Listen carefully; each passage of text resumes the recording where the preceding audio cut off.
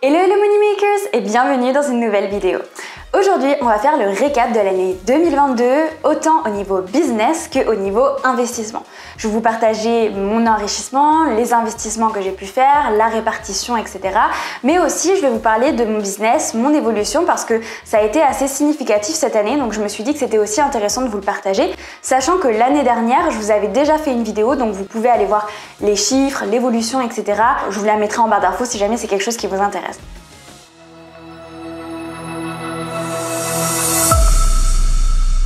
Donc on commence tout de suite avec la partie business. Moi, ce qui s'est passé, c'est que fin d'année 2021, je me suis mise sur TikTok et ça a vraiment débloqué au niveau de mes réseaux sociaux et au niveau de mon évolution. Ce qui s'est passé, c'est que je me suis mise à poster régulièrement sur Instagram, chose que je ne faisais pas avant, tout simplement parce que moi, j'aimais pas le format se prendre en photo tout le temps, faire des textes de 15 ans, etc. Vraiment, c'était pas mon truc. Donc j'ai découvert le format Reel, le format TikTok en fin d'année dernière et donc je me suis mise à fond là-dedans. J'ai posté chaque jour, je n'ai pas loupé un seul jour. Mais on peut dire que ça a payé, donc c'est pour ça que je voulais vous le partager, parce que peut-être que toi, tu commences tout juste sur les réseaux sociaux, peut-être que tu développes ta marque, peut-être que, je sais pas, tu as envie de devenir créateur de contenu, peu importe ta niche. Sache que si tu fais du bon contenu, que tu t'y mets à fond maintenant grâce aux Reels qui te permettent en fait de te faire découvrir, il n'y a pas de raison que ça ne fonctionne pas. Bref, donc pour reprendre les chiffres, donc en un an, j'ai pris à peu près 45 000 abonnés sur Instagram. Sur YouTube, j'ai pris à peu près 11 000 abonnés. Et sur TikTok, j'ai pris à peu près 66 000 abonnés. Ensuite, j'ai créé ma formation WeInvest cette année, donc elle est sortie en avril dernier. Donc ce qui s'est passé, c'est qu'en mars, j'ai pris tout le mois de mars pour travailler, éditer. J'ai pris un monteur pour faire les petites animations, etc. Et je l'ai lancé en avril. Et maintenant, il y a plus de 235 membres dans la formation WeInvest uniquement. Et dans la formation Moneymaker, donc que j'avais sortie l'année d'avant, il y a environ 120 nouveaux membres cette année. Donc je suis extrêmement ravie et surtout en fait moi je suis sur les réseaux ici pour vous transmettre de la valeur, pour que vous puissiez avoir les meilleures informations qui soient afin de faire fructifier votre argent et de vous enrichir. Donc je suis extrêmement contente qu'on soit de plus en plus sur la formation WeInvest, que je mets tout le temps à jour. J'ai fait une dernière mise à jour par exemple en novembre. J'ai aussi pour projet en janvier d'ajouter des petits schémas, etc. pour que ce soit encore plus clair.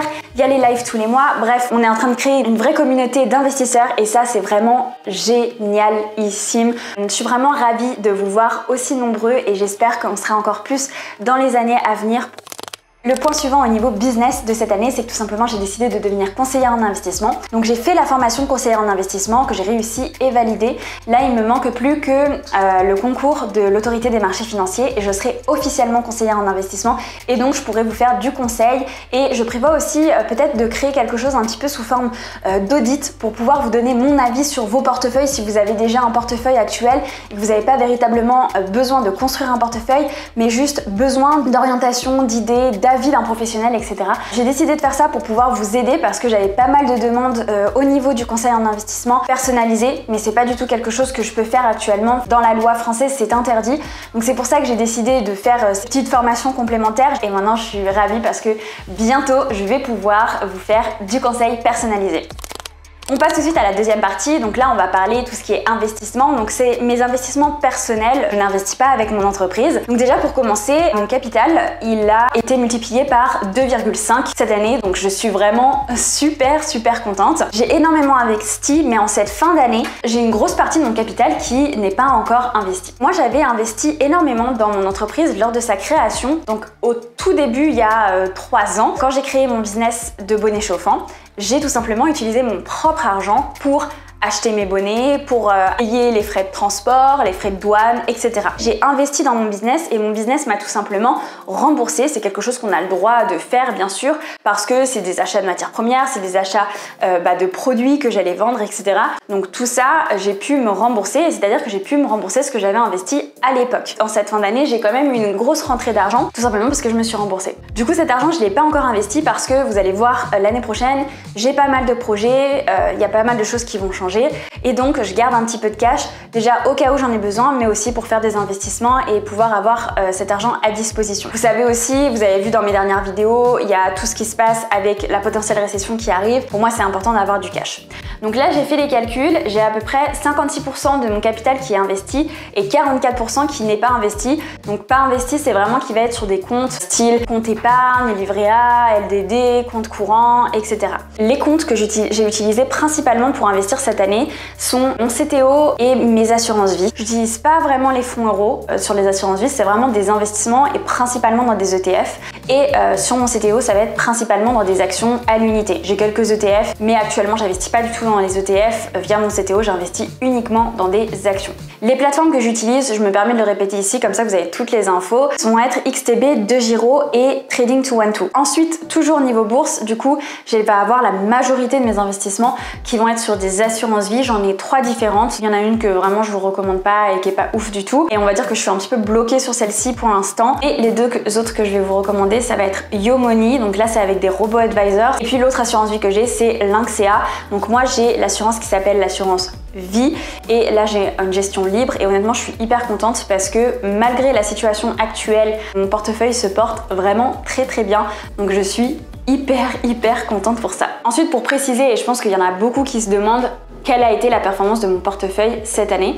Alors, je vais pas pouvoir vous mettre les chiffres ici, tout simplement parce que ça va réunir tous mes CTO, ça va réunir mes 3 assurances vie, mon PEA vite fait ce qu'il y a dessus, et aussi les crypto-monnaies. Au niveau de la performance de mon portefeuille, je suis environ à 3%. Donc je vous avoue, je suis très contente étant donné la situation actuelle, les fluctuations du marché. Et là, ce 3%, bon, c'est là, dernièrement, quand j'ai fait le calcul, il y a eu une baisse récemment, tout simplement parce que la Fed a décidé encore d'augmenter les taux aux États-Unis. Donc il y a eu à nouveau une baisse du marché. Donc on va dire que ça fluctue énormément, mais je suis à peu près à 3%.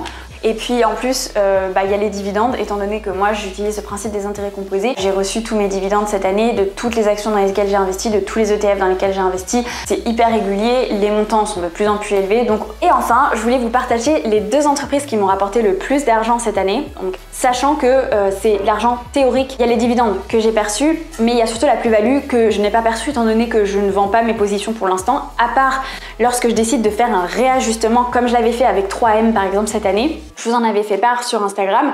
Donc les 2 entreprises qui ont été les plus intéressantes pour moi sont Sampo, c'est une entreprise des pays nordiques qui est basée en Finlande et c'est en fait un assureur qui a des dividendes plutôt élevés, environ 4,2%, quelque chose comme ça. Et honnêtement, leur performance cette année, elle a été vraiment excellente pour moi. Et en plus, avec les dividendes versés, c'est une des entreprises qui m'a rapporté le plus d'argent. La deuxième, c'est Coca-Cola, que vous connaissez tous, qui elle aussi a plutôt bien performé cette année. En plus, qu'elle verse des dividendes qui sont plutôt intéressants. Je crois qu'on est aux alentours de 2,6%, quelque chose comme ça.